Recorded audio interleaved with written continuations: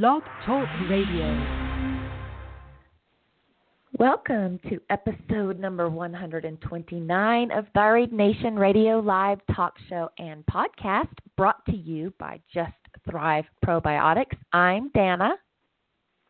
And I'm Tiffany, and we'll be your hosts for today. Yes, we will. Today we are talking with epigenetics pioneer, author, and naturopathic doctor, the one, the only, the fabulous Dr. Ben Lynch. We are really excited. He is the pioneer in this field, and there is so much about it that thyroid patients don't know in layman's terms, and we plan to talk to him all about it. Right. We are just chatting. Before we get started, though, we would love to thank our sponsor, ThriveProbiotic.com. Very different than your usual probiotic. It is spore-based, actually verified to survive gastric acid, gluten, dairy, sugar-free, non-GMO, and has some amazing studies that actually have shown, proven it to reduce endotoxins, triglycerides, and symptoms of leaky gut. So we would love it if you would check out our amazing sponsor, ThriveProbiotic.com. And we'll be having Kieran on again. Kieran, I don't know how he says it. I forget every time. Soon, we will be talking to him again about gut health. So really excited. That was a fabulous show. We love Thrive Probiotics, so check them out. And also really quick before we get to Dr. Ben Lynch, just wanted to mention I am launching Thyroid Refresh with my amazing partner, Jenny Mahar.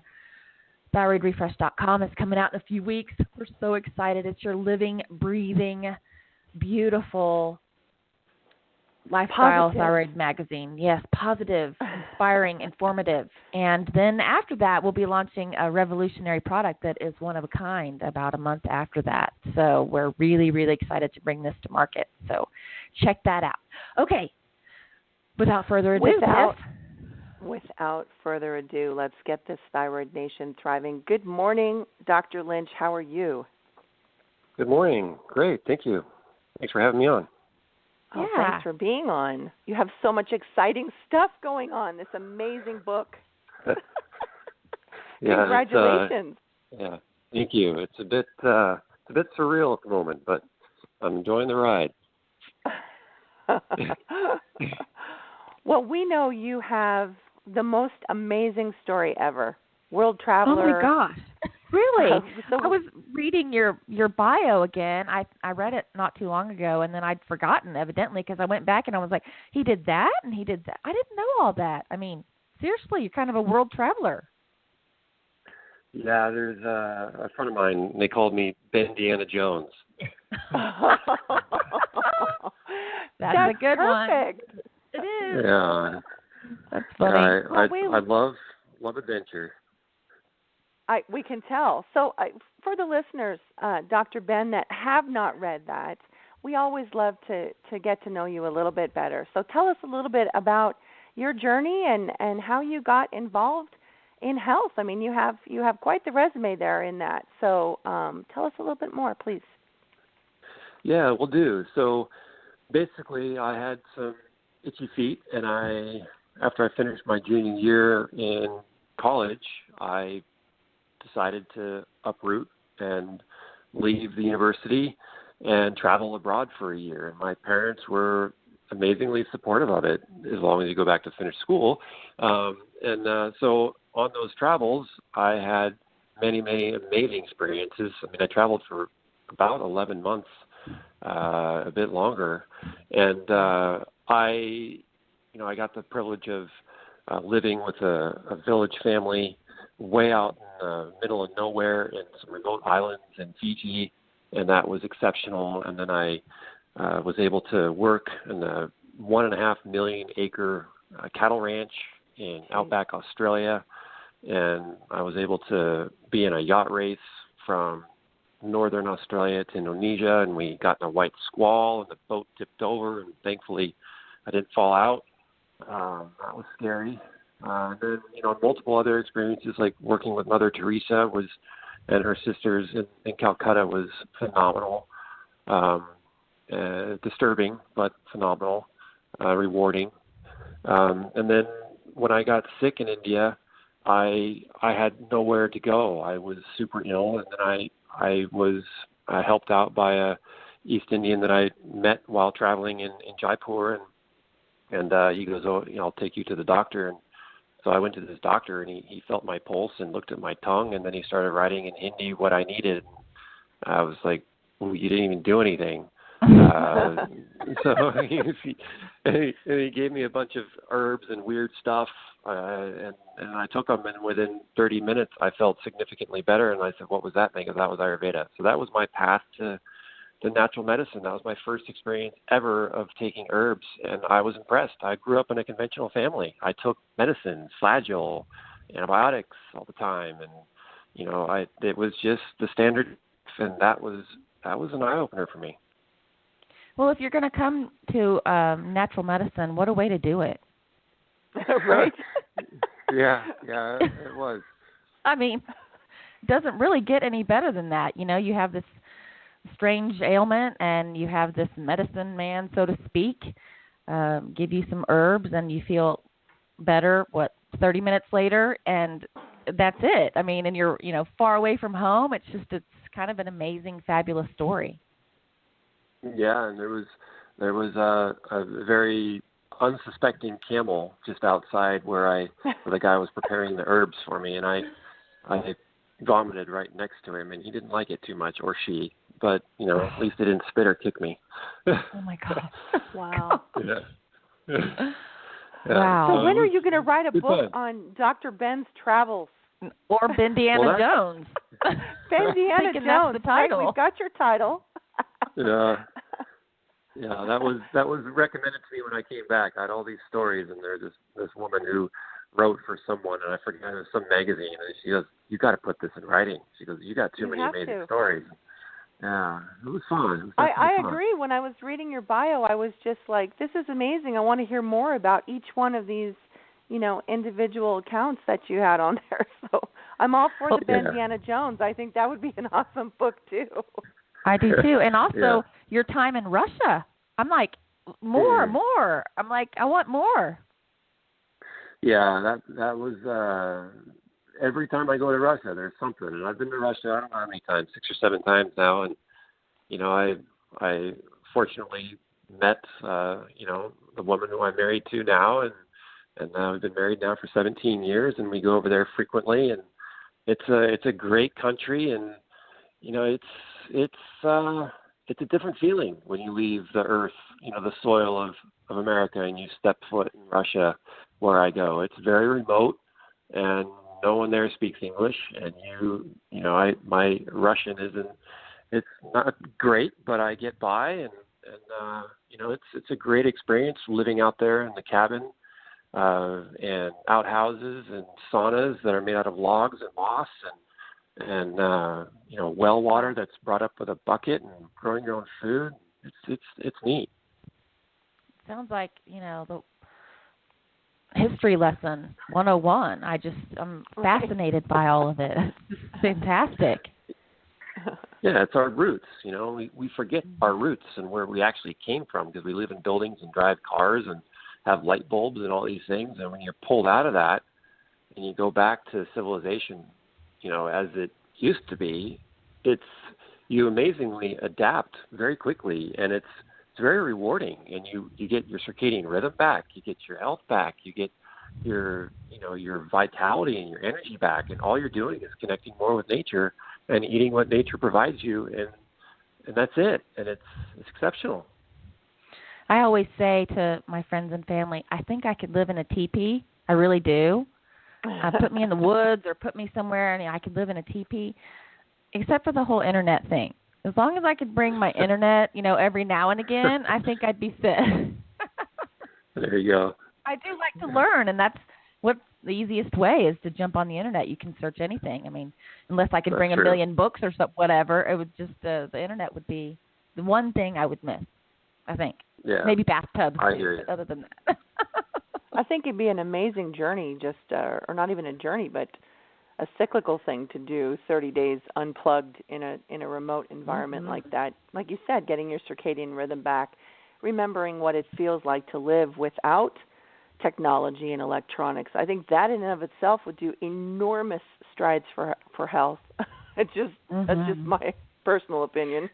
I mean, can't you imagine a doctor writing a prescription, go to Russia and, that's what you have to do for the next month and you'll be fine, right?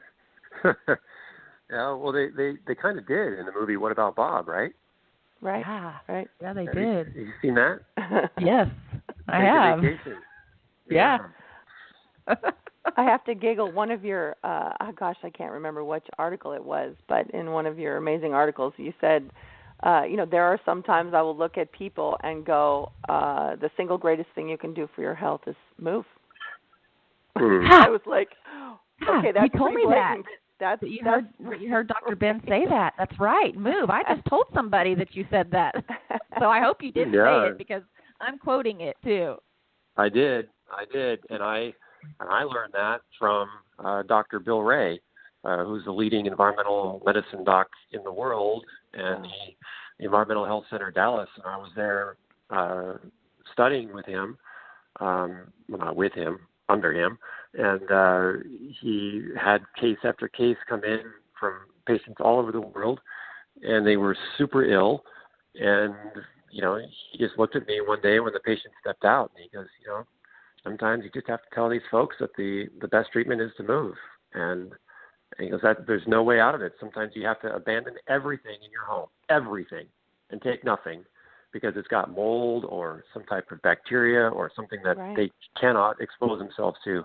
They basically walk out of their home naked and relocate and move to a cleaner zip code. And there's a fantastic website that I mentioned in the book, Dirty Genes, so people can have it, but it's also freely available on the internet. It's called Scorecard.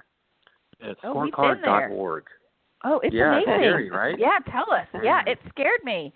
Tiffany told me all about it after she said that you told us to move. So here I am on Scorecard, and I'm thinking, this is going to be great because I live in Colorado Springs, and it's so beautiful, and mountains and stuff, and it wasn't what I was thinking it was going to be. Right. It's everywhere. And so what scorecard.org does is, it's they don't keep the records as, current anymore, but it's enough information to be dangerous, right? And so what you do is you go to scorecard.org and you enter in your zip code of where you are currently living or where you were living when you got sick. So this is a key point. So if you were, say you were living and you're fine, and then you after a few years you got sick, okay, you use that zip code. But then let's say you were living in a certain area for a long time and you got sick, and then you moved and you were feeling a bit better, but you're still sick. You look back to that zip code. So you go back to the zip code of where you got sick and look at all the other zip codes where you lived, and you look at the top chemicals that are in your area, and they tell you. And so then you look at the top chemicals and you write them down, and then you do a little bit of research. What do these chemicals do? And they tell you on Scorecard what they do, and then you figure out how they come out. And ladies, what affects the thyroid very significantly? Chemicals, right? Right. Toxins. So many things, but yes. Wow. You just laid out my map there, but it is an amazing. And I was really surprised. My husband was like, "Well, geez, let's start, Googling a couple or inputting a couple other zip codes and stuff like that." And I was really surprised at some of the places. Even Hawaii. I was really surprised. He goes, "Well, what about Hawaii?" Because my husband loves Hawaii. And I was surprised at a lot of the zip codes that I put in, and places that you would expect it to be a little bit more toxic actually weren't as toxic as places that you thought would be completely non-toxic. I mean, it was really very fascinating. It's a fascinating website. So I was super grateful for that Scorecard information.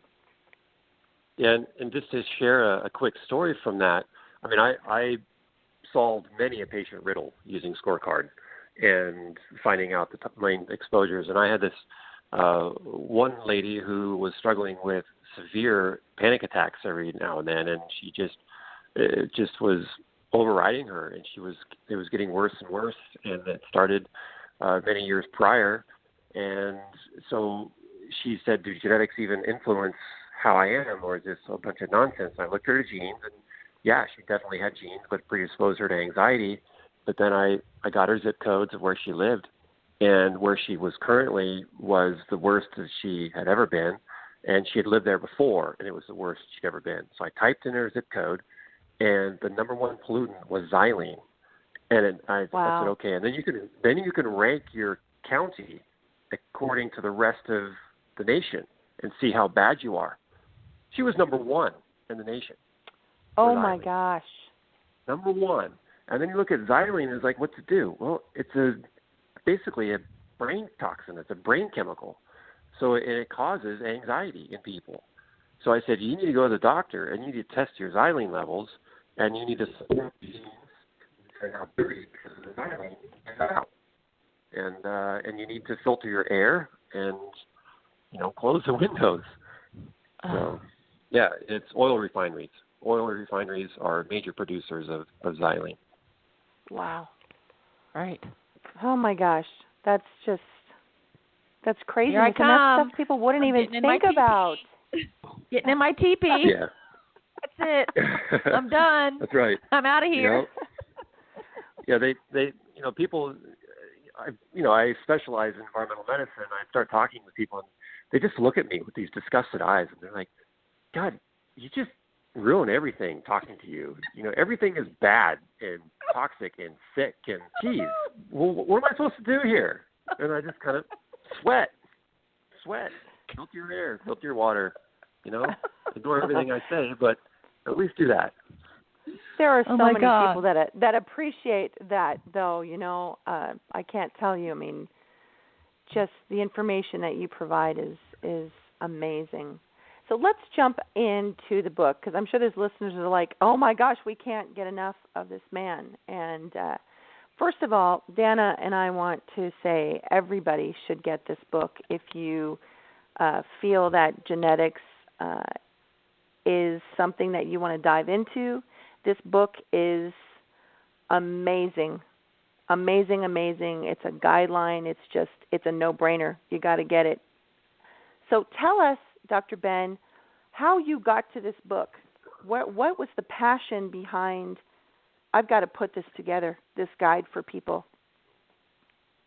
Well, what my passion there was everyone was, they're really gripped by genetics that they find in their report. They're gripped by how it can influence their behaviors and their suspected illnesses and their conditions and symptoms. But the problem and I was doing it too, is you get your genetic test back and you go down rabbit holes and you say, oh, I have MTHFR, that's definitely contributing to my thyroid problems and my other problems, and you find out you have your COMT and you're like, oh, that's really contributing to my stress and anxiety, my estrogen dominance.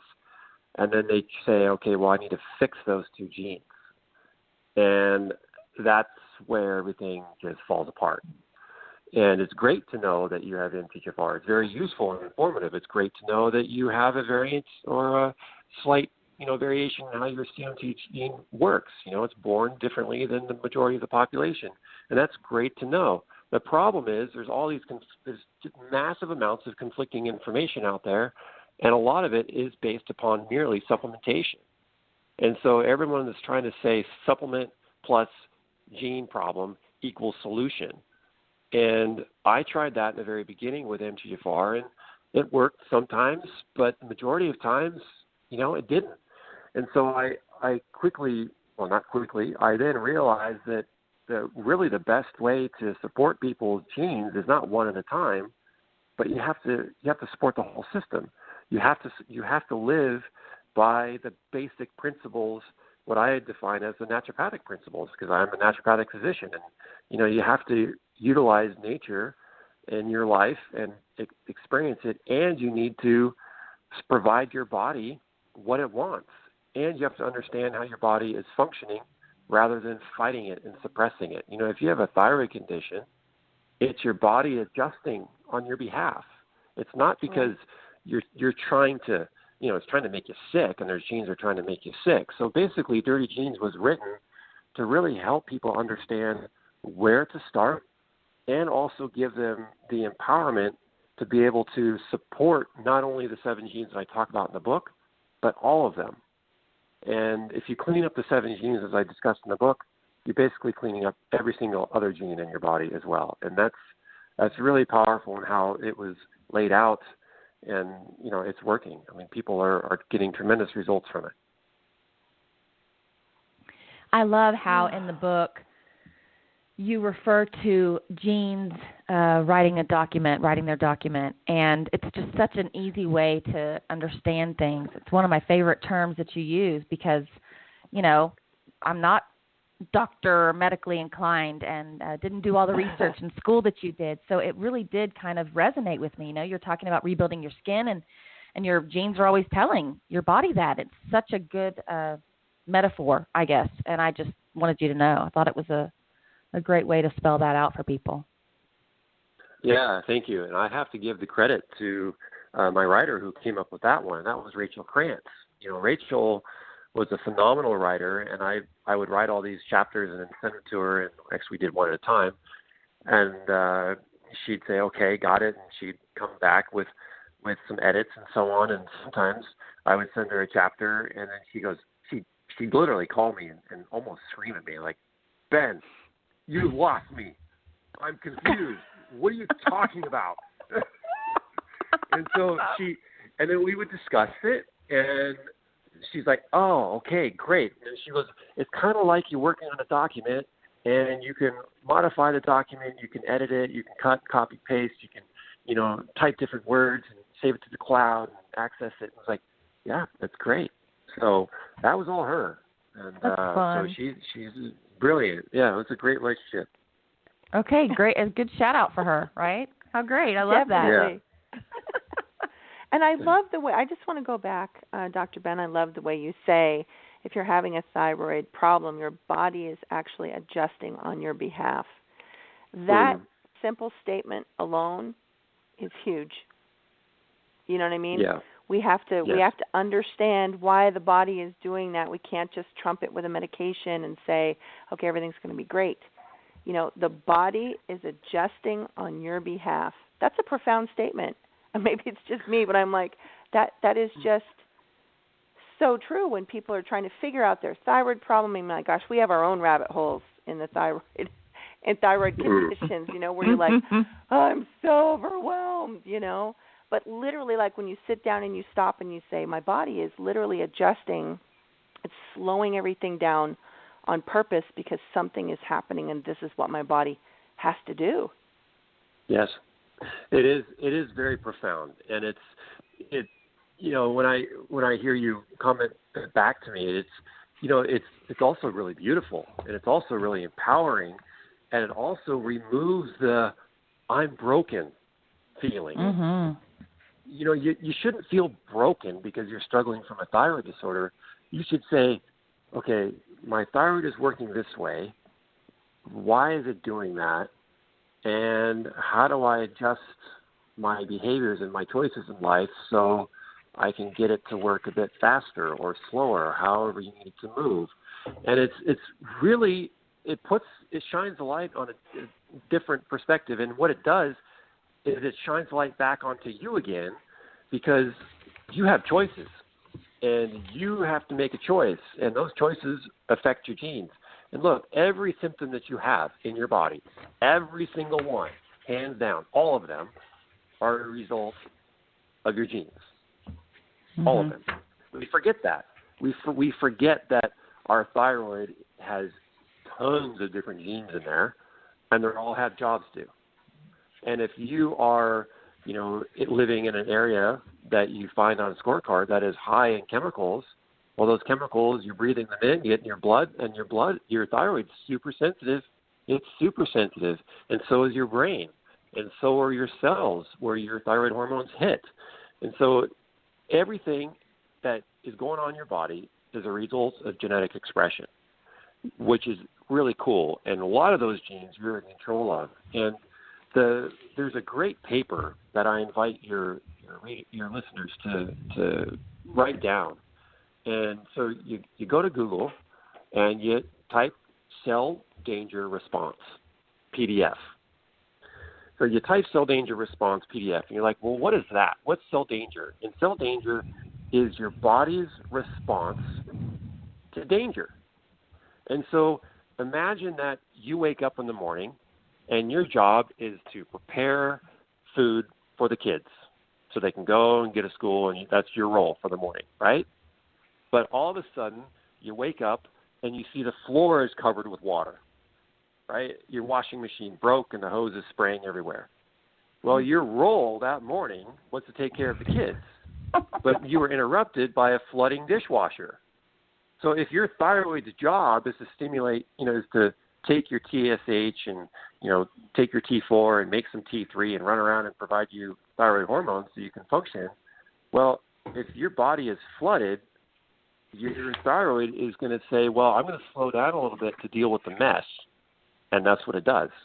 And so it has to deal with the mess and has to slow down your metabolism in order to do that. When you say that, Dr. Ben, every time it just floors me that, we love integrative medicine. But for, I would say I'm going out on a limb here and say 80% of the patients that are out there are not seeing an integrative physician or a naturopath. And so when you think about, you walk in there, you're diagnosed with, a lot of times you're just diagnosed with a TSH issue or a T4 issue, and they add medication. And every time I think about that, I'm so overwhelmed because you think about putting the gas pedal on something that really needs no gas. Like in order to heal, you have to literally remove the gasoline and slow it down. That's just, to me, so overwhelming to think of the people who are in a situation with their thyroid that go in there and they're diagnosed hypothyroid and they get added medication when, really in their best interest that probably should not be done. You know what I'm saying? Yeah. It's overwhelming to me, to think about that. It is. I mean, how many millions of people, right? Right. And it's after doing this show for 3 and some years, being fortunate enough to speak to people like you and amazing physicians that get it, it just blows my mind that it still is done. Honestly. It's changing. Well, and it is changing. It is changing. It is. And one of the things I was just going to jump in and say is that not only that, but it's like people don't get it. Like I didn't get it.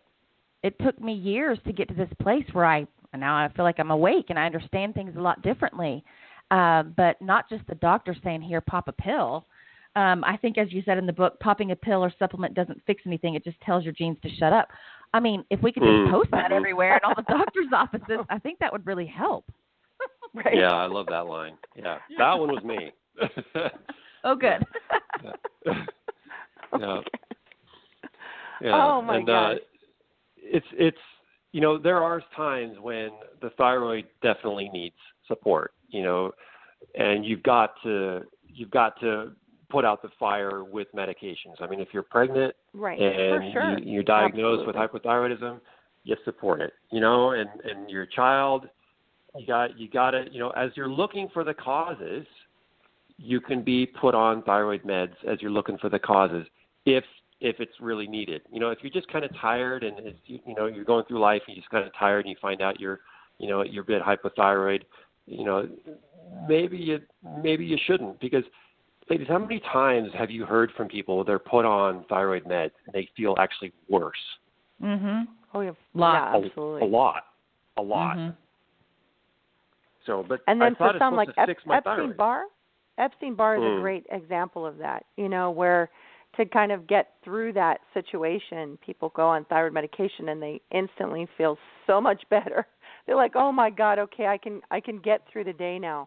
And then what's amazing is as the Epsteinbar, an active Epsteinbar, as that tapers off, the need for medication becomes less and less and less, and that's why that's a cell danger response.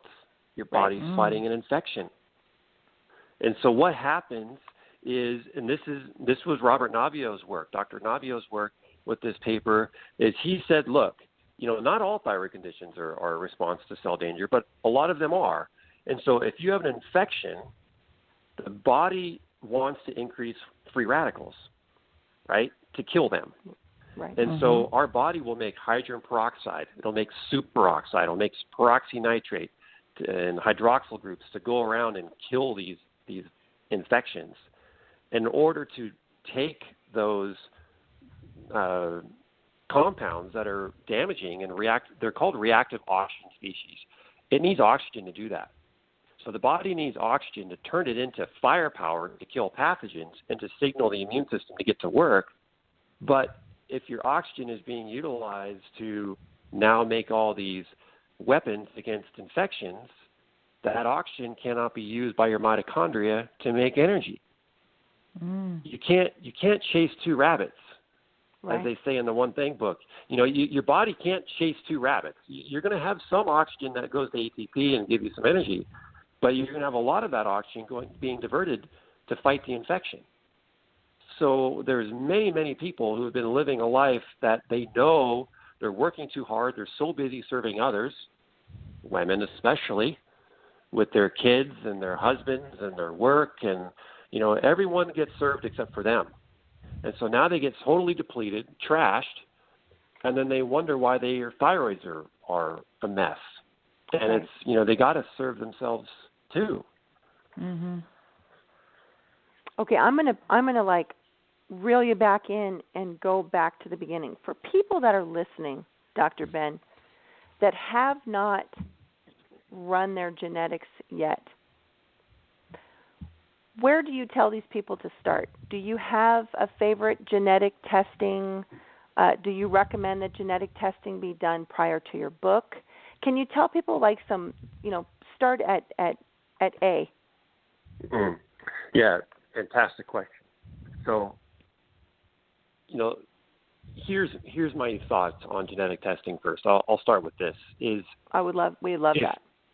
Yeah. So if you've really, the comment "I've tried everything" is used a lot, and if you're still struggling, you haven't tried everything. There are doctors. Maybe if you're trying conventional medicine, trying everything that they have. There's very few tools. They have surgeries, diagnostic tests, which frankly most of them stink, and medication. That's it. That's their tool chest. That's it. They got like 3 tools in their chest. You go to an integrative physician, functional or naturopathic, man, they lay out all sorts of tools that you've never seen before, and you're blown away, right? So they have an arsenal. Don't say that. Yeah, big time, and which support the body, not harm it. And so, in terms of genetic testing, I actually encourage people not to do genetic testing. And Dirty Genes, the book, does not have any requirements for genetic testing. My publisher, when I was on the phone with them, they said, "Look, we do not want a book that requires people to have genetic testing done. You need to figure out a way that the book can be useful without the need of genetic testing." I said, "Perfect. I don't want them to do it anyway. I can do that." They said, "Really?" I said, "Yes." And so if you order genetic testing, and if you have already, that's fine, but you still need to go back and do the basics and the fundamentals. And the fundamentals are your mindset, your air, the air that you breathe. Are you breathing properly? The food that you're eating, and we all know where that goes, and the lifestyle that you're leading, and we know what that means, and the environment that you're around and in. And those are the main fundamentals that everyone needs to do. And if you're not practicing those fundamentals at a healthy level, then it doesn't matter what supplement you're doing or what medication you're doing. Typically, your genes are still dirty. Let's give an example here. If let's say my computer, let's see, I'm drawing a blank on an example, so I'll just skip it. Sounds good. You'll come back to it. I'll come back to it. Yeah. But did that help? That make sense? Yes, absolutely. Yes, that's exactly what I was hoping for. So now we have the advice that you give to people who have done their genetics, right? that are completely glazed over, looking at it. They're going down all of these rabbit holes, right? They're grateful that they've done it, okay? But they just don't even know where to start. So how do they take that genetic information and reduce the confusion and use that information to be better? I mean, obviously, ideally, you're able to take that information to a physician who can understand it and interpret it and be like, yes, this is helpful. This is what we're going to do. Danna just recently went with a doctor who is grateful for the genetic information. That is the ideal situation. But for those who do not have that physician, do you tell them, okay, put down the genetics, just put it in a drawer. Step away from the genetics. Away from the document. Yes, that's right. What is some helpful advice for the people who have run it and are just like, oh my God? All right, I'm gonna throw a simple curveball here. Throw the Read dirty genes. Read dirty of genes. Of course, that's a no-brainer. But I'm not. I mean, I'm not going to leave them hanging with that. But really, that is going to put the confusion to bed. Mm-hmm. And it's going to empower you. It's going to excite you. But I will give you some insights right now. So if you've run that genetic test, great. Just know that those greens, reds, and yellows that you see on there, right? Those variations that, oh my God, I've got MTHFR and it's red, or I've got Comptine, it's red. And we have this fear response. You're different. That's all. You're slightly different than the typical person who does not have those. But I will tell you that they're super common. Don't be scared that you have those reds and yellows. And those reds and yellows, if you don't understand what we're talking about, that basically means that you have a slightly varied function of how your gene is working. It's not working how the standard population has it. It's slightly different. That's all. It's either working faster or slower. Those are your two options. And so know that you're not doomed. If you have MTHFR like I do, and my gene is slowed down by 70%, which means I have 30% capacity for it to function, if I drink alcohol, my MTHFR gene tells me, man, you drank alcohol, and I'm going to make your next day not so good. So I could supplement my way out of it. In fact, one of my first supplements that I was ever going to make was a supplement to help people get over their hangovers. And then I read a study that said if people do not get hangovers, they tend to become alcoholic because there's no punishment. And so I never made the supplement. I never made the supplement. Yeah. That's smart. So good thinking. Yeah, I was like, I couldn't live can't with in myself. good conscience. I can't in good conscience do that. Yeah. Wow. Okay, that's interesting. Yeah, because they need to learn. They need to go through the body. It really is. Right. It's trumping the body's response. Right. Right. Yeah. Exactly. So that's there's respectable, there's Dr. Ben. That's totally respectable.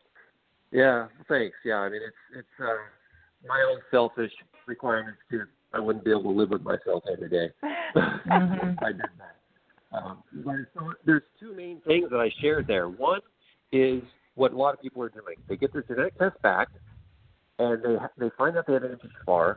They drink alcohol. They said, oh, if I take methylfolate, I'll be fine. And they take methylfolate, which is one of the supplements that you can take to support that gene, and they feel better, and then they can actually drink more. And that's great. But what did I do? I didn't supplement my way to drinking. I just said, I'm going to avoid it. So the best thing to do for your genes is to not make them work so hard, because in essence, genes work. That's what they do. So if you give your genes a ton of jobs to do, if you dirty the house really fast and you got 10 kids coming over and they're wreaking mess, right? Your house is going to get dirty a lot faster. So if you're drinking alcohol, staying up late, having relationships that are not supportive, and sucking down car exhaust because you want to go exercise, and the only place you exercise is downtown in the heart of the city, and you're sucking down all that carbon monoxide, your genes have to deal with all of that. So don't think that you swallow a food or you inhale something and it just magically does what it does. We're so unconscious about our actions, but your genes are picking up all the work that your choices are making. So either you make choices that are supportive for your genes, or you make choices that are hard work for your genes. And as long as you live a life that's 80% supportive of your genes and 20% you pounding them and you say, hey, get to work here, I'm going to stay up late and work on this book, or I'm going to party with my friends all night, that's fine. Do it. Enjoy it. But, don't do it 80% of the time. Do it 20% of the time. I think that's – go ahead, Danna. It's scary to think what it might take to make the world slow down. I was thinking I have a friend who told me that in Germany, the doctors, now this could, just be her story, but she told me that the doctors there really do prescribe, like I was mentioning earlier. You go to the doctor and they say, okay, well, you need to eat better and you need to sleep more and you need to breathe and you need to get outside in nature and then come back and see me in 2 weeks or whatever. I mean, are people really going to, what's it going to take? It's scary to think. No. What it's going to take to make people slow down. They just really need to slow down. That doesn't help. Yeah, that's a very valid point. And it's one that people need to heed, because you yourself said a few moments ago that you were struggling with the thyroid things, and it took you basically to get a bat on the head to change your actions, right? Did I hear that properly? Mm-hmm. Yeah, and so, but the thing is, what ultimately I'm guessing here, there's two ways we change. We avoid pain or we seek pleasure. But I say there's actually maybe even a third one, and that's we understand. We understand, or we experience. And because we always talk about pain and pleasure, but I think understanding, it allows people to say, oh, so if I breathe in and I suck in a bunch of chemicals, those chemicals then are interfering with my genes. And if those genes are dealing with the chemicals, they cannot make my thyroid work as well as they need to. So if I take thyroid medications and I'm still breathing dirty air, it doesn't matter, because the genes that are helping my thyroid are still busy with the dirty air, and the thyroid medication, which I'm currently taking now anyway, isn't really working. So if I clean up my air, I'll feel better. So what do? They get it. They're not seeking pain. They're not seeking pleasure. They understand. And then they say, okay, I'm going to go clean up the air in my home, because, we worry about the skincare that we put on, and we should, the sunscreens and, all that. But we breathe like 11,000 liters of air a day. How many chemicals is in our every breath? Oh, my gosh. So, you gotta really pay attention to these things. And in Dirty Genes, you understand the basic mechanisms and the actions that you do on your daily life down to the genetic level, which is really cool and empowering, because once you understand, then you can either take the initiative and change. And will everyone change? No, absolutely not. But the people who enjoy, like you said, if you could go back 100 years and live in as a pioneer, as long as you have your internet, but that tells me that you're a driven person and you like to seek knowledge so you can improve and continually optimize yourself and others, right? Not everyone's like that. So, I will tell you now, if you do a genetic test now and you try to supplement your way out of any sickness, it's going to fail. And I love Dr. Partha Nandy's book.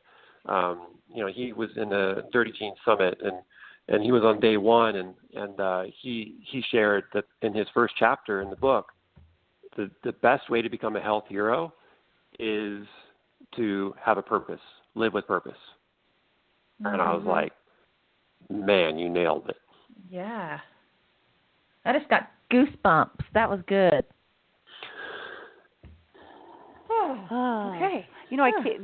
This is terrible, but I have to share it with you guys. I keep having this image in my head of the coils on a refrigerator. Like when your coils are dirty, the refrigerator won't cool. It can't work. And then all you got to do is clean them off, vacuum them, brush them with a little brush, and vacuum, and then all of a sudden it cools again. It's clean. It's like cleaning the coils on the refrigerator. Everything's gonna drop down and not work so efficiently. But if you just clean it, then all of a sudden it's running and cooling and working just fine. I mean, it's such a simple. It's such a simple image, but for some reason it just keeps coming to my head, like the coils on a refrigerator. How many people know their genes do work? How many people know that their genes do work? How many people understand that their genes do work and the work that their genes do are a result of their actions? How many people know that? Oh my gosh, I would have to say not very many. I would think it's a small, very small low percentage. Right. And I think it's changing. so important, like you said, when you get this report and you have all of these things, but that doesn't mean that they're there. That doesn't mean that they're necessarily going to happen. The goal from that information is to not have it be expressed. So now you have all of this information that says, these are your challenges. This is where you are potentially most challenged. So what are you going to do to make the body more efficient at not expressing those? It's powerful information. I mean, it really is. Yeah. So, you put your shoes on in the morning, and you're tying. You look at your laces, and you find out that your left shoelace that you're just about to tug on is halfway chewed on by your dog. Right? There's not much left. If you pull on that lace hard, it's going to snap. Right? And then you won't be able to tie your shoe. So what do? You don't pull on it so hard. You tie your shoe a little bit more gingerly, but you can still tie your shoe. Your genes are the same way. Some of us are born with a gene that doesn't work as well as someone else's. And some of our other genes work better than someone else's. We all have genetic issues, every single one of us. Right. And as long as you know where the weak link is, as Tom O'Brien says, don't pull on it so hard. Right. So when you understand where your weak links are, and then you do a life choice, and you know that you have a weak link, that your choice will affect that, then you don't pull on it so hard. You don't drink a bunch of alcohol. Like for me, I cannot drink a bunch of alcohol, so I basically don't drink. I have basically a drink every 3 months. And when I do, I wake up the next morning. You have to have it with a meal. And I'm thinking, what did I do that for?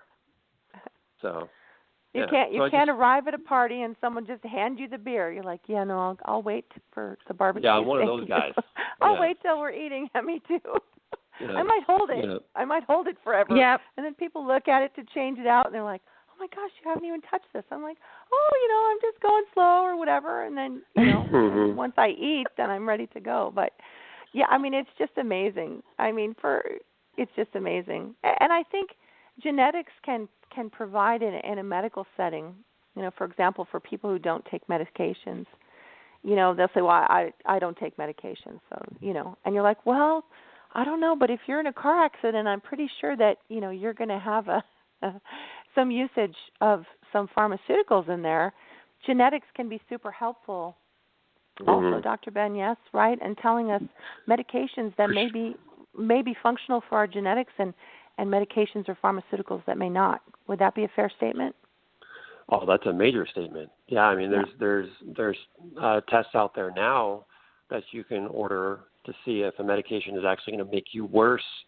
Like these blood thinner drugs, warfarin. Right. And you go to the hospital, and let's say you get a clot or something, or they find out you have a gene that's going to really increase your clots, and so the doctor says, well, we're going to put you on warfarin. But nowadays, what is becoming standard of practice to see how your warfarin metabolizing genes are. And if you have a fast warfarin, eating gene, then they'll give you more. If you have a slow warfarin gene, they give you less, because if they give you too much, they kill you. Right. And so they look at how these genes are, utilizing warfarin, and that's becoming standard of practice, which is really cool. They also need to do the same things for Tylenol, which is killing people's livers left and right, or and causing Motrin, autism in our kids. Yeah, and then we've got, fluoroquinolones which are destroying people's mitochondria and making them bedridden for, 20, 30, the rest of their, years or the rest of their lives. And, reversing fluoroquinolone toxicity is tough, very tough. And, Dr. Ben, just can you name a couple fluoroquinolones for people that might be some popular ones, just so some just some ears can perk up a little bit. Yeah. So right. One is Cipro, right? Right. Yeah.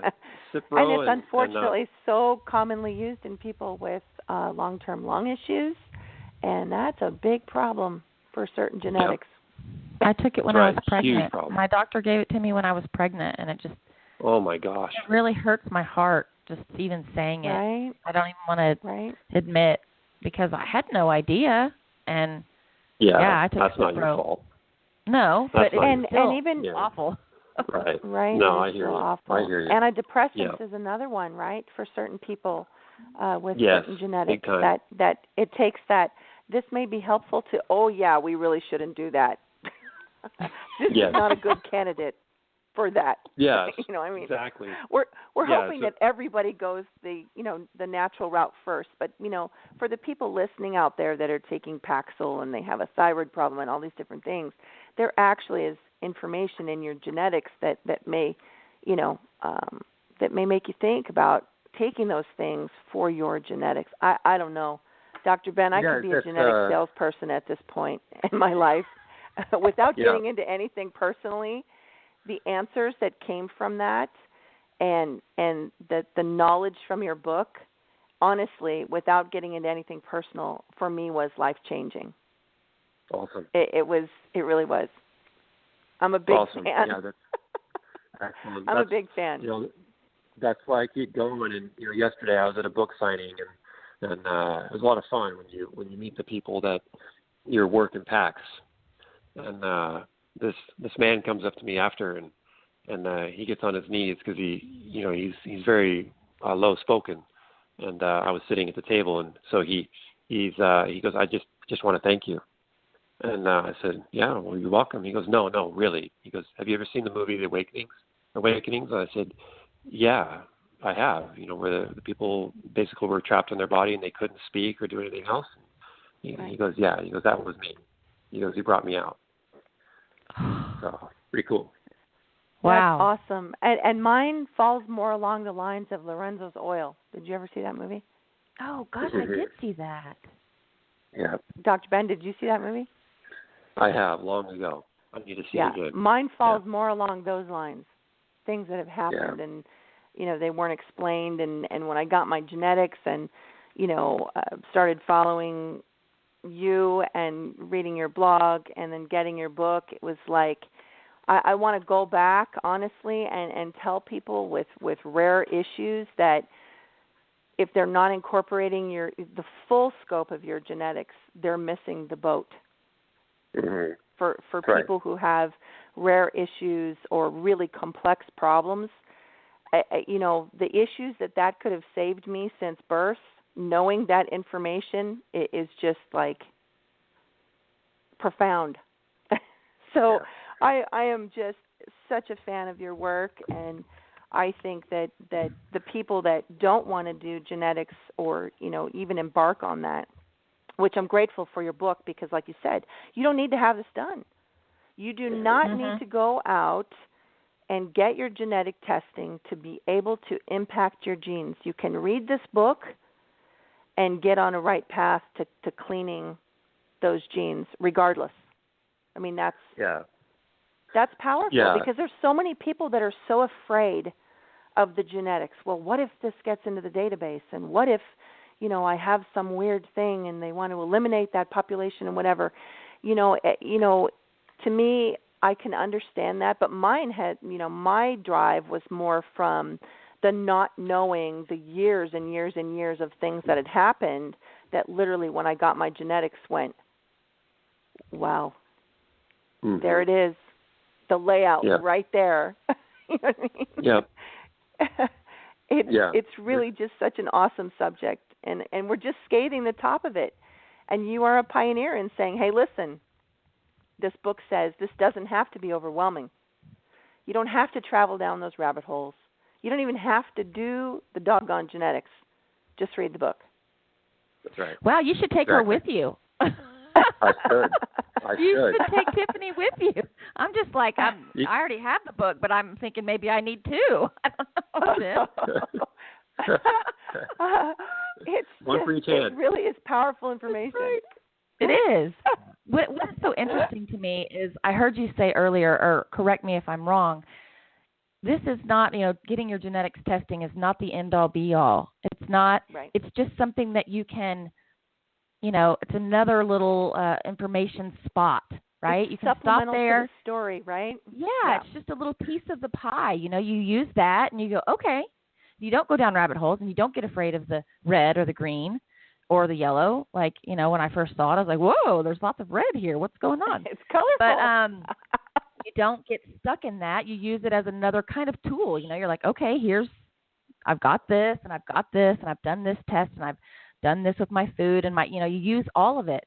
But then on the other hand, it's so amazing because I'm thinking for people with rare disorders or big issues, how fabulous genetics can be for, really helping those people that possibly couldn't be helped before.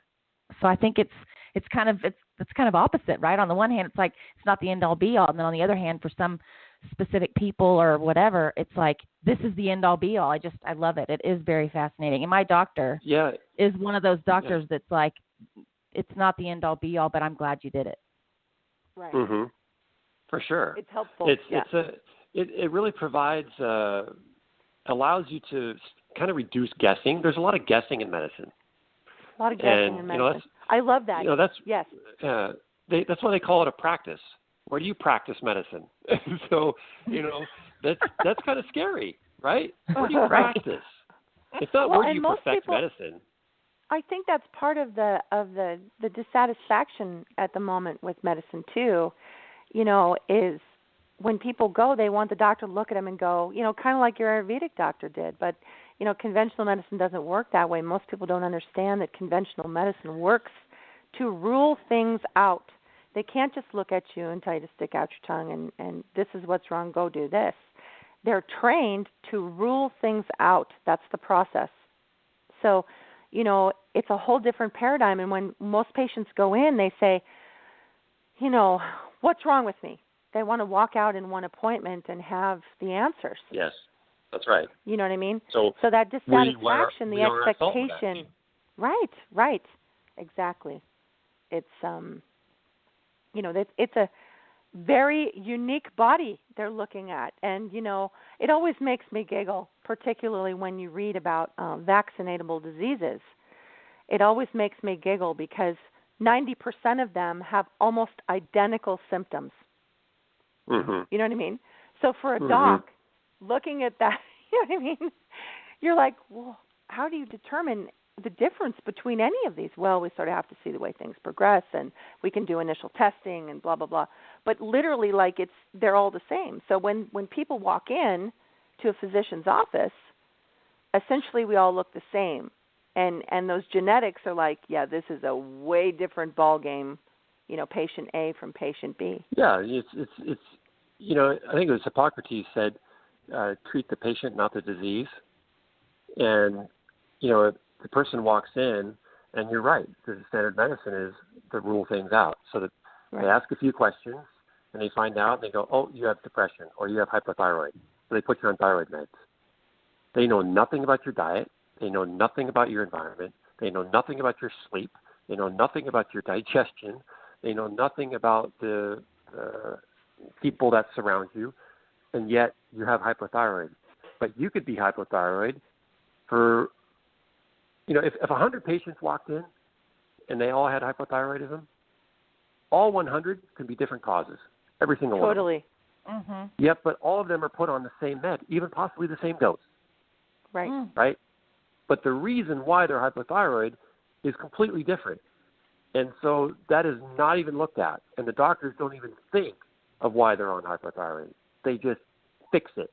And Dr. Joseph Pizzorno, one of the founders of Bastyr, he shared at the Dirty Heat Summit, I said, so what is naturopathic medicine? He goes, first we have to define conventional medicine. And basically, conventional medicine uses force, and naturopathic medicine uses nurture.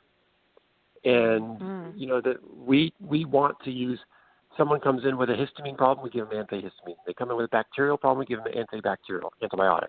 They come in with, you know, depression, we give them antidepressant. So everything is force. You go to a naturopath or a functional medicine doctor, they say, you know, they ask why, and they understand that the body needs some additional tools, and the body is inherently brilliant and supportive. And so you support the body. We don't force it. We don't go counter to what it's trying to do. Because, for example, someone has a histamine reaction. They have seasonal allergies every spring, right? The blossoms come out, and rice grasses pollinate, and they're like, oh, God, here we go. They put on an antihistamine, okay? All the antihistamine does is bind to the receptors on the cell membrane to prevent the histamine from getting on there and signaling the release of histamine. So all the drug is doing is blocking the histamine that's in the blood from doing its job. But the histamine's still there. So you stop taking the antihistamine, bam, the histamine's still there. Why is the histamine still there? You got to lower the histamine. So it's bonkers.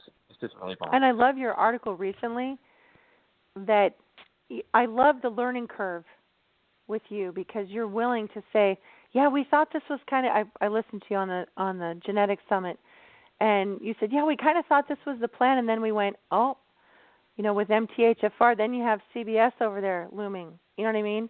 And how the genes all work interactively together. And then about, I don't know what proximity, but you also talked about people that have low histamine. I have low histamine. So it's always been like, oh, you don't have a histamine problem. I'm like, are you sure? You know what I mean? And you were like, yeah, this is a whole different ballgame. You know, it's still potentially a problem. Yeah. But it's not necessarily the same way that someone with high histamine has the histamine problem. It's not like where conventional medicine looks at it and goes, you don't have a histamine problem. Yeah. But you actually could very well. You know what I mean? It just doesn't, in that particular testing, the way that that's tested, it doesn't show to be a problem for them. Well, I mean, what do we need really badly in life every day, every moment? That's air. We need oxygen all the time. We need water all the time. We die in a few days without water, and we die quickly without air. But if we have too much of either, we also die. So too much water will dilute our electrolytes and screw up our cellular communication, and the cells will die. And if we have too much air, we die. So there's balance and moderation in everything. So everything. I don't feel like that trend started until, I don't know, or at least for me, I don't know, about 10 years ago. It needed to start a lot sooner. Balance, that word is so, it's just, we especially here in the States, I lived in Costa Rica for 8 years, Dr. Ben, and it's totally different over there, I have to say. I did find more balance living there. It really is a word that we could all use a lot more of. And we say it so flippantly, it's like, oh, you got to stop being so stressed. And when we overuse these words, they lose their meaning, and they don't really excite us to transform. But you're right. I mean, we absolutely have to balance. We have to identify, how we're going through our day. And when you wake up in the morning, what's the first thing you do? Are you paying attention to you, or are you already on something that's externally driving your decisions and your reactions? Are you responding to life or reacting to it? And, I like to wake up in the morning and take a mental evaluation from head to toe of how my body is doing and where my aches are, or how my brain is, how clear I am, how my anxiety levels are, and after I do that, then my breathing, and then I say, okay, now, and I say, okay, and based upon how I'm feeling, it's going to dictate kind of my activity level throughout the day and what I'm going to do next and so on. But then I usually, not this week, but usually I start the mornings with something that is for personal growth or building me up mentally and making me a stronger person. So I start that way. I don't check my email. I don't start hacking away at to-do lists, I do some personal growth first thing in the morning, because that is my opportunity to really be clear-headed and build upon that personal growth and possibly work on it the entire day. And I love the Brian Johnson's app, Optimize Me. And so I have that on my phone. It just takes a few minutes, and I learn something key from him, and I work on applying it. And not everything resonates with me, but at least, I grow. And then Sean Croxton's quote of the day, I look at that too. So good stuff. It sounds like you have reasonable expectations for yourself. And that's another thing that I learned living in Costa Rica, was that, we put so much expectations on ourselves besides everybody else, on ourselves every day. And in Costa Rica, I learned to take that down to basically zero. It was a really wonderful way to live, because they don't really have any expectations. Of course, it does have the flip side. Everybody's late, and it does have the opposite effect a little bit. But it really was a nice way to see that. And it sounds like you start out your day with that reasonable expectations for yourself. You check in, and I think that's really important. That's one of my key takeaways from today is, check in with yourself, listen to yourself, and don't expect, if you had planned to go to the gym or whatever it was, don't beat yourself up if you've checked in that morning and your body said, it's okay. Don't go. Okay. Don't That's go, right. oh, I should, and all of that. I don't think you do that. Do you? No. Yeah. No, see? If you check in with yourself, and if you don't feel up to speed to exercise, you don't do it. Don't force it at all. Go for a walk. I love that. Love it. Dr. Ben, you've touched on a couple really important tips, but can you share a few more tips for just everybody? Put the genetics away. This is how, top Ben's tips on cleaning or keeping clean your dirty jeans. Don't dirty your jeans. The top 5 tips for keeping your jeans clean for everybody. And that's a good point. Really absolutely. quick before you start, I want to just say the question is, can you clean up your jeans? And you can.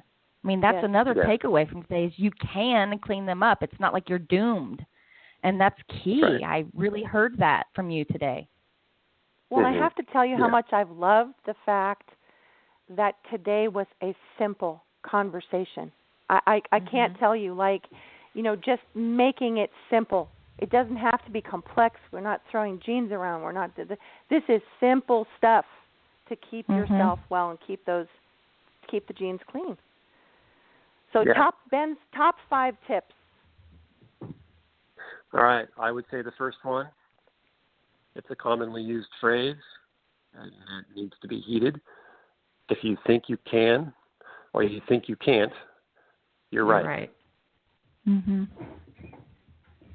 So mindset. if you are, mindset. Yeah. Number one, it's, if you think you can, you'll do it. If you think you can't, you won't. So if you're saying I've tried everything, and you start losing hope and you start getting that frustration, that is a downward spiral, and it's not working. And Dr. Parthamandi's, defined purpose is right there with that. Because if you think you can't, then that could also tie into a lack of purpose. So I would say that'd be number 2 is Dr. Fernandez is define purpose and define your values. Understand your values.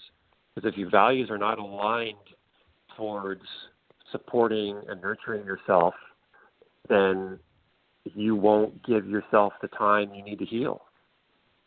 Right, and that includes an example of that. That includes people's jobs, right? If your job 100%. does not align with your values and your purpose, get out. Don't say, I can't, I'm too old, I'm almost 50, this isn't where I can change, I've got a family, I've got this. Everything will align when that's correct. My God, that is huge right there. Huge. Work should not be work. I love what I do. I love it so much that I won't stop, and that's actually my weakness, is because I want to keep going. and so I need to consciously unplug and be present.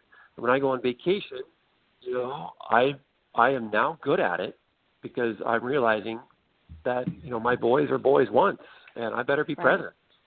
So I'm present. And I love the fact that your wife probably goes, oh, honey, guess what? We're going to go to Russia here soon. That's how she pulls you out. That's how she's like, okay, Ben, he's going to stop. We're headed to Russia, so put this in your schedule. Am I right? That's what it is. Yeah, and we don't go for a couple of weeks. We go for a month and a half, 2 months. That's what I'm saying. I have a feeling your wife is amazing at realizing when you hit that point, and she's like, okay, we're going to go to Russia. It's time. Yep. Time to visit family. Yeah. And I love it over there. I really do. It's great. And then there'd be another one is, here we go. The hardest thing to do is nothing. So I can't even say anything to that one. With 4 kids, self-employed, I can't even say anything to that one because that's the word. Yeah. I mean, really, how hard is it to do nothing? I mean, it's very difficult. And so, you talk, especially in a society that thinks you should be busy all the time, and if you're not being productive if you're not being busy. That's right. And so, you talk or you hear interviews or you read books of all the top most successful people out there. And what do? They take time. They meditate. They clear their head. They believe in what they can do, and they do it. They get it done. And so it's all mindset. The book title, I can't stand the name, but it's Think and Grow Rich. Mm-hmm. And just take that title and say, Think and Grow Healthy. I bought that book years ago, and it sat on my shelf because I couldn't stand the title. And then I got the Audible version of it, and I listened to it on the plane, and oh my gosh, it was so good. And Principles by Ray Dalio is also fantastic. So there's what just was that? a ton Dr. of Ben, great you cut out on that second one. What was that? Yeah, Principles by Ray Dalio. Okay. Is a really good one too. And then there was another very simple thing I had for someone, and I lost it. Dang it! I should have written it down. I'm pacing the house instead of sitting. So I usually, in interviews, I write things down so I don't forget. Because, as you're expanding a thought, then they might go away. And this one just went poof. Right. Yeah. That's what happens to people that think too fast. Yeah. Oh, well, I'll just say another one. So I have 26 of these. And so if you go to drbenlynch.com, there's an email opt-in there for the 26 steps to clean your genes. And this ties into a lot of our conversation that we've had today. Absolutely. But they're all actionable steps, and they're not supplements. They're not things that you have to go out and buy. They're not a bunch of things that you have to do. Some of them are they're easy, like A, and they're alphabetical. That's why there's 26 steps. I wanted this to be in the book, but my publisher said, Ben, your book's already 350 pages long. We're not putting another chapter. So this was another chapter, and it's the ABCs of clean genes, and letter A is avoid. Number one thing to do is remove from your life, but everyone wants to add to it. What supplement do I take for this? What supplement do I take for that? What supplement do I take for this? But you have to evaluate Dr. Ben, I'm your going choices. to put you on the spot for a second. Can supplements make people worse? Oh, 100%. No question. Easy. Yep. That's easy. Yeah, for sure. Right. It is easy, but it's not easy for patients because they're like, literally the amount of money that is in people's cupboards on trying to be well, doing that that type of paradigm is profound. It's enormous.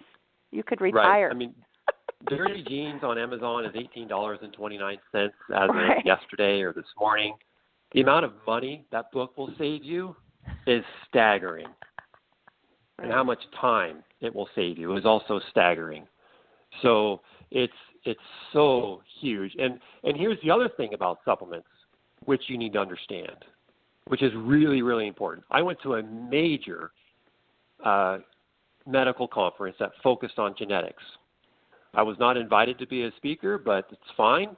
I was in the audience of 1,500 people, and a lot of the speakers were talking about MTHFR. One of the doctors raised her hand and asked the presenter, well, nobody's talking about methylfolate side effects. And the presenter goes, well, that's because there hardly are any. They rarely occur. And I was floored, and I was out of my skin. And then what I realized, that was a really powerful moment for me, because what I realized is, if you do not think that the supplement will cause side effects, it won't. If you do not think it will cause side effects, it won't. So if you're a doctor and you find that MTHFR is on a lab test and your patient has MTHFR and the solution is to give methylfolate, you fix the problem in your head. So no way can that methylfolate supplement be the side effect. You have anxiety or irritability or itchy, crawling skin, or you're freaking out like a madman or a madwoman because of something else, and we need to give you something else for it. In no way can it be the methylfolate because you have MTHFR. That happens all the time. Huge point. Mm-hmm. I felt like I was lit up like a Christmas tree, like a circuit board just went. Yeah. It was like, whoa, okay. How many people have side effects from methylfolate is unbelievable. It's unbelievable because, MTHFR testing is everywhere, which is great. I think it's fantastic that it is. The problem is it's not being addressed properly.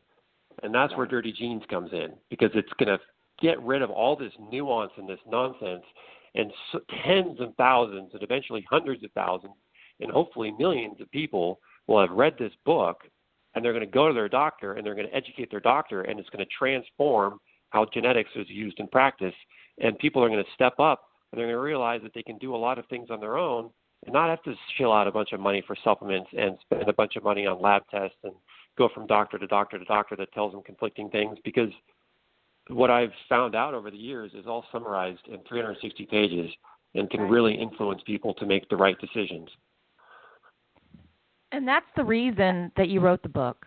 You can't be everywhere. Yes. If we could clone you, that would be fabulous. But you can't be everywhere, and you can't reach everybody, without writing a book possibly. I mean, if you were going to be, on national TV every day or something like that, but, this is the reasonable way to do it. It makes sense, and it can reach so many people. I'm not a huge fan of only having people on our show that want to promote things. And that's not the way we go about it. We go about it because we believe in what the person is about and what they're saying and what they're sharing. And we want to share that with as many people as we can. I think that's what you're all about. And I think we can do that. And I think buying your book can save people a lot of money. I've read it. A lot of money. I love the tips, the recipes, the quick links and things for clean products. It's got so much beneficial information in it, and I don't think that you're the kind of person, just from what I know, that you wrote it just to make the big bucks. I think you wrote it to help share and get what you know into a book to get into as many hands as possible. Yeah, it's if you do something to make big bucks, then you might make big bucks short term, but first of all, your life isn't fulfilling. I wouldn't think. And secondly, you're not helping people. You're actually hurting people, because you're taking money from them, and they believe that you're going to help them. And in essence, you're just selfish, and you want to just take everything that they've got to support your own needs. And eventually that's going to catch up to you, and it's going to ruin you. So, karma exists, I strongly believe. And if you go around doing that kind of stuff, good luck to you. Actually, not even good luck. Shame on you. They deserve what's going to happen. And so, I own a supplement company, and I could have self-published the book, and I could have filled it full of supplements, and I have a genetic reporting tool. I could have filled that full of supplement recommendations. But I personally take a few supplements, and my cabinet's full of them. But I take different ones on different days depending on how I feel, and that's my check-in in the morning, and I check in again in the afternoon and the evening. I always check in with myself to see if I need additional support, and that's what a supplement is. A supplement means to add or enhance. It doesn't mean to fix. It means to add or enhance. Right. And that's the whole point. And so I could have made a ton of money shilling out a bunch of supplement recommendations, but I don't want that because it's not right. And genes, it doesn't matter. Like we talked about earlier, you could be taking thyroid meds all day long, but if your thyroid is dirty, it's not going to work well. So cut out the dirt. And so that's what I'm all about. I just want people to get better. I really do. And it sucks when my kids come home, and my kids see it too. They're like, Dad, I saw this kid in school and he was acting, all crazy and irritable. Was something wrong with him? Did you fix him? And when they were little, they would come to me all the time with these questions. When I was coaching soccer, I would have this kid on my team who was, not doing very well, and I'd be driving home with my son after practice, and my son asked me, Dad, is that kid, not quite right? Does he need some help? And I said, yeah. And he goes, can you fix him? So it sucks to hear that. Mm-hmm. It does, especially when you see things that are just so, so sad. Evident. I think Evident. it's Super terrible. evident. I mean, personally, Yeah.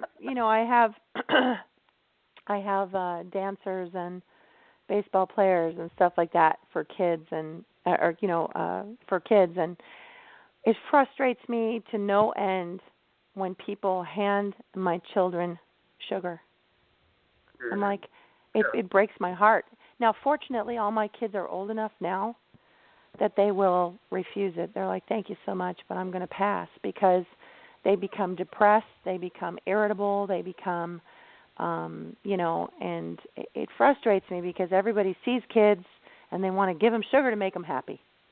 And, for, I would say, most kids, that's the complete antithesis of the response that you're going to get. Okay. Let me stop you there, if I may. This is a great point. They want to give candy to their kid to make them happy. And who was it? Was it Michael Murray? It was Michael Murray, Dr. Michael Murray, in one of his recent interviews with me on the summit. He goes, we give things to our kids to make them happy. Why don't we give things to our kids to make them healthy? Right? Such a difference. It is, and we're talking athletes. I mean, my girls are almost on point. My son's a pitcher. He's a high-level baseball. I'm like, this is just, and I try not to be that parent. You know what I mean? But I know for my children, because I know their genetics, that this is literally, you could not have handed a worse thing to my child. Yeah, that's right. That's right. And for, like I said, fortunately my kids are old enough now that they get it. They get it. They're like, they'll choose something else, or when we get home they'll be like, Mom, can I? I'm like, yeah, do that. But it just breaks my heart, because then you have kids that are just bouncing off the walls, or they're super moody, or they can't pay attention, or they can't concentrate in class, or they can't, even autistic children. I've had so many autistic children parents tell me that's all they'll eat. I just want them to eat. So we have to sweeten it to make it where they'll eat it. Yeah. And I'm like, oh gosh, it's heartbreaking. It's heartbreaking. Yeah. We're totally off topic, so I apologize. But I no, just had to. we're really not. No. Right? We're not. We are not off topic, right? They're just, it's just, I'm like a purple minion. I'm a purple minion. So we're here. I become we're a purple here talking, minion when I see that. Yeah. We're talking genetics, right? We're right? talking genetics. This whole conversation was talking about MTHFR and all these other things, but we're talking about our actions in life that are dirtying our genes. It doesn't matter. Let's say you're the rarest person on the planet. You did a genetic report and genetic test, and you are in the report, and you found out that you have no genetic deviations at all. You have no SNPs. Everything is working amazingly well. Perfect specimen, according to genetics, right? Genetic test. but you're still struggling with all these symptoms. You have all these illnesses. You have all these emotional, mental problems. But your genetics are absolutely spot on. And you and your doctor look at your report like, wow, you have no SNPs. How in the heck is that possible? Why are you sick? Because you got your genes dirty. You got your genes dirty because your parents gave you candy to make you happy instead of food to make you healthy. You are eating to make yourself happy instead of healthy. You're listening to your cravings versus your hunger and what your body is really wanting. So it's your actions that are dirty in your genes. And so that's why you don't need a genetic report. You don't even need genetic testing. Just understand your lifestyle actions, and that's what the book is all about. So everything that we are sharing is actually absolutely on point, and I'm glad the conversation went this way, to be honest. The other thing that was critical for me is I've never been able to go low carbs ever, because I get really significantly depressed. Depressed. I'm not just talking I'm having a glum day. I'm talking you better watch out. Tiff's on a rampage. It's ugly, or she's on a depression page, whatever. When I got my genetics back, I had answers for that. I'm like, no, I can't go low carbs. It just doesn't, I'm pretty even keeled and fairly happy and positive. But man, when those carbs come out, I am just like, Debbie Doomsday. It's bad. It's bad. Are you fast MLA? Do you know if you're a fast MLA? Did you say what did you say? Fast what? MAOA, a fast one. Yes. You burn through serotonin quicker? Yes. So yeah, absolutely. So when I got my genetics back and reading your book, I can't even tell you. I think Danna was the first person I contacted. I was like, see, I can't do it. We're talking about genetics. Because in the health forums, it's very low carbs, and if you get depressed, you're burning off candida and all these other things. And I was like, no, it's not that simple. It's really not. I just did a great interview with Mike Mutzel on this exact same topic that you're sharing. Because I tried to go on keto. Okay, I tried going keto, and I got depressed. I can't do it. And I couldn't. My sleep was also trashed. I couldn't stay asleep. I would wake up. And I felt like a loser. I was like, I can't do keto. Am I stupid? But no, because it's I looked at my supposed to be genes. healthy, right? I'm right there with you. No, I'm right there with you. Yeah. But I felt so. It sounds terrible, but I felt so like relieved. I was like, oh, thank God. I'm not just crazy. Yeah. I'm not completely not listening to all these really amazing, smart people. But I knew instinctively, and my husband is like the voice of reason for me because, he would come into the kitchen and be like, yeah, you know what, this ain't working.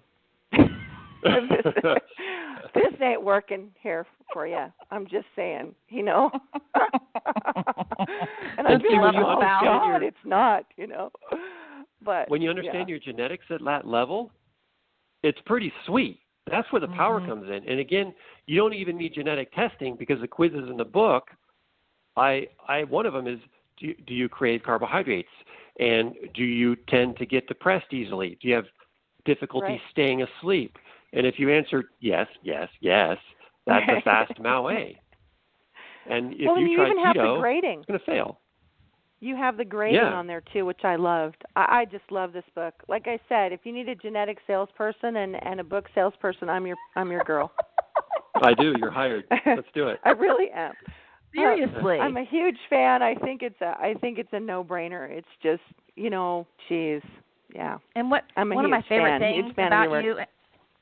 things about you, Dr. Lynch, and one of the reasons we were so excited is because you're so, there's the book and all of that. And you can read it, and it's empowering, and it's fabulous, and it is. But you're also, a theme throughout the show today is, lifestyle, mindset. That you don't need to read that in my book. Lifestyle, mindset. Those are key. That's it. And that's what you believe, and that's the passion, and you can feel it. And Tiffany and I are so the same way. So we were like, we can't wait to talk to him. So this has been, a great, great day for us. Fantastic. We have to have you come back. We have to have you come back and talk about some nitty-gritty though too. I mean, we literally could talk to you all day. Dr. Ben. We're both huge fans.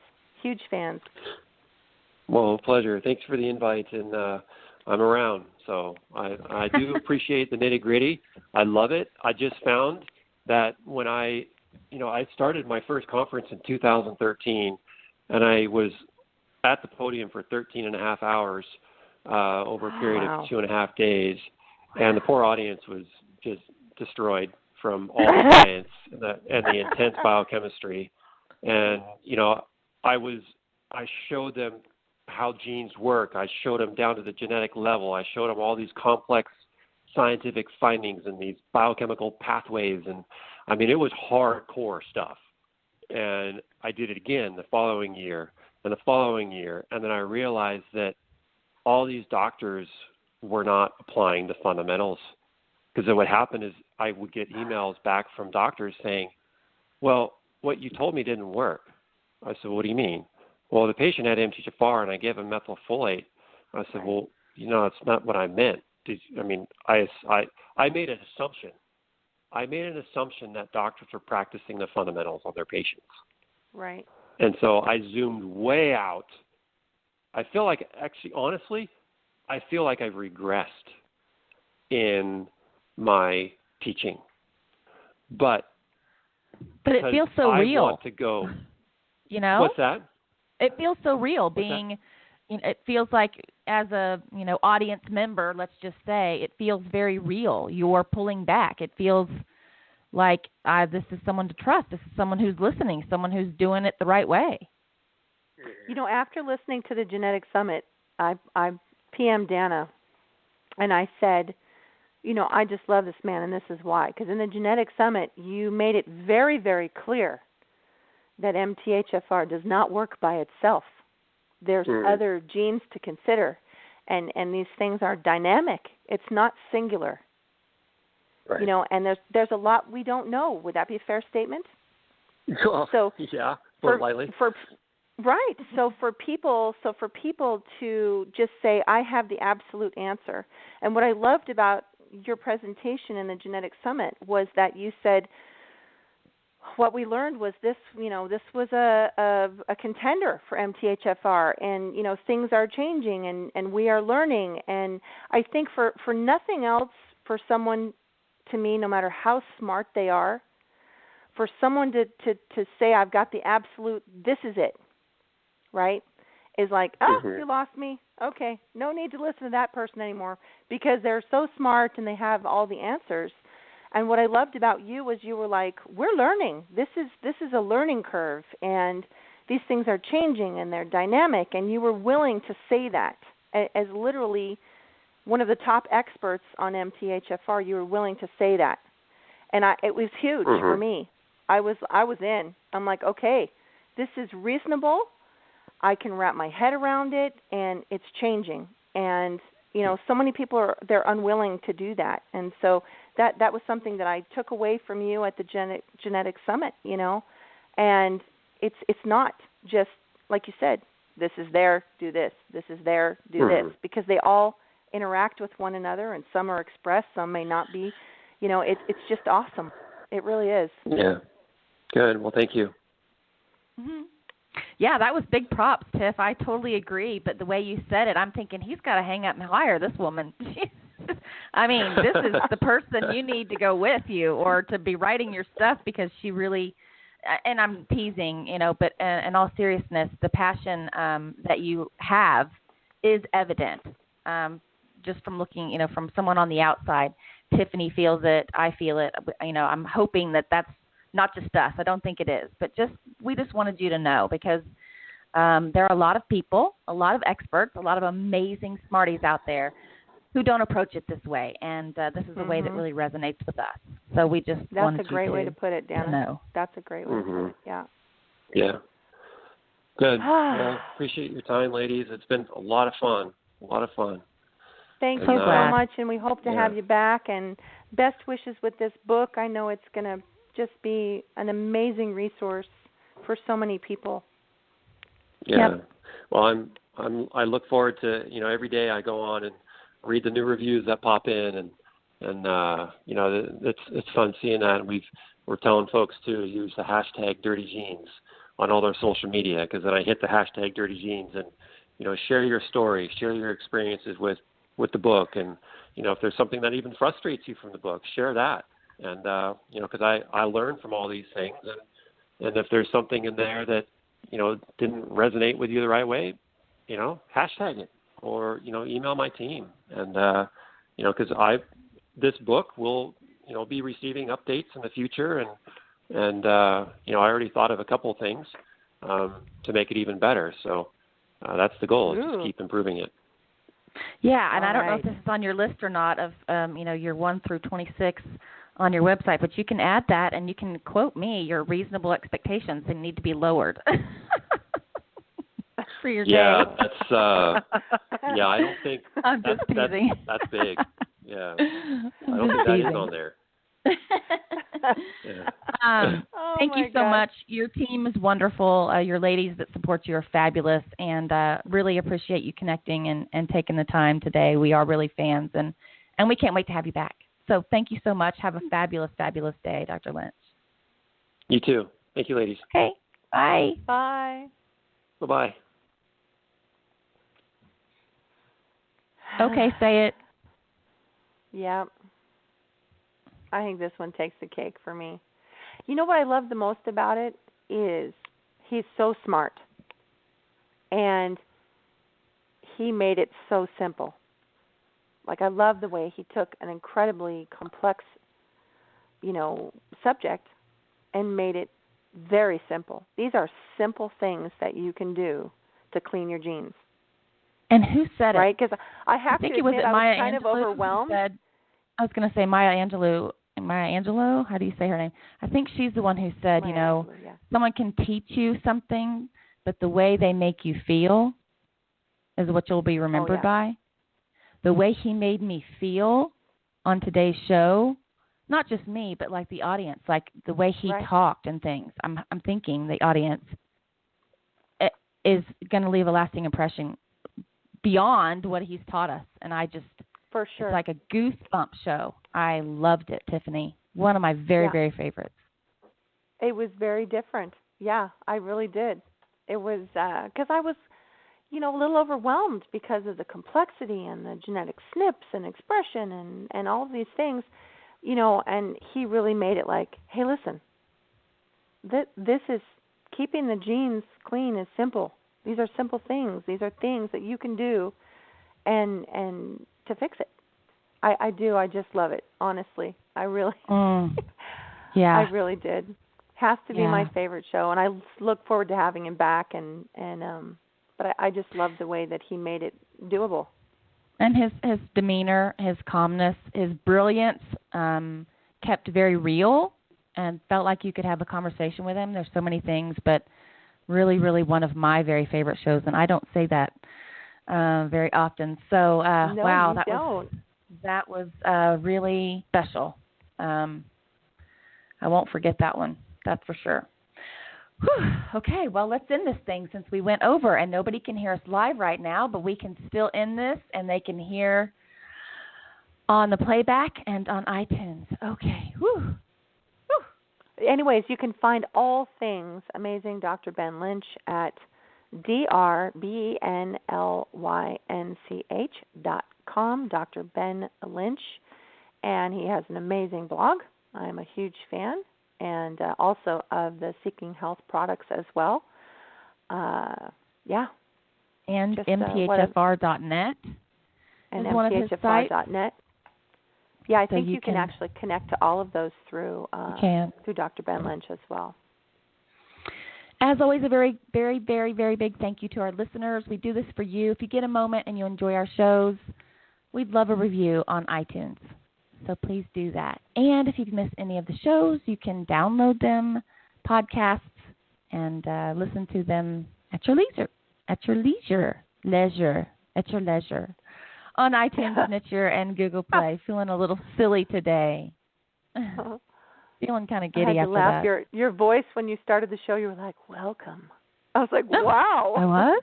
Really? Uh-huh. Also, don't forget to check out our amazing sponsor, ThriveProbiotic.com. They as well have a great email list and lots of studies and information to share as well. ThriveProbiotic.com. Make sure to follow Thyroid Nation on all the social media platforms, and especially in the Facebook Hashimoto's group, because we will share every week's show and how you can connect to that. So make sure and check that out. And really quickly, please join me in, 3 weeks or so, and Tiffany and Jenny and all of my family and everybody that's supporting us for the launch of Thyroid Refresh. We couldn't be more excited to share it with the world. You can think of it as your living, breathing thyroid lifestyle magazine and soon to be launched revolutionary product. So really excited. Check us out, thyroidrefresh.com. I'm so excited for you, and I'm excited for the resource. I think it's going to be awesome. Mm-hmm. Of course, we heard it resounding today. To listen to your body.